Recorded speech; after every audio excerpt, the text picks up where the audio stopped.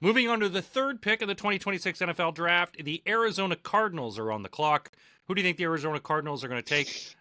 Given what they've done, they've gotten rid of Kyler, and they've got a lot of pieces to build this team together. They're more rebuild than they are Super Bowl chasing. They're such a funny team because if they, even though Jacoby Brissett had his moments, it's just like if they the fact that they got Marvin Harrison Jr., the fact that they got Trey McBride, who was awesome. They even had a couple of their other guys hit.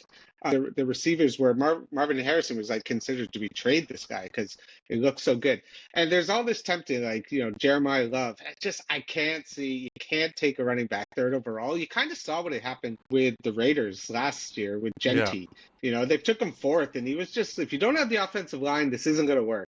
And they don't have the offensive line because it's kind of what killed them. So I'm going to have them taking Freeling from Georgia as the offensive lineman.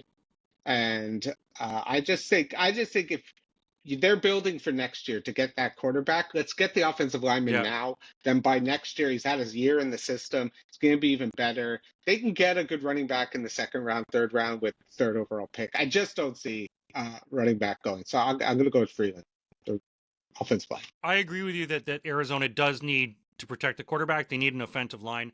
I've actually got them taking offensive tackle Francis Mauigoa. I think Mauigoa, that's his name, from Florida.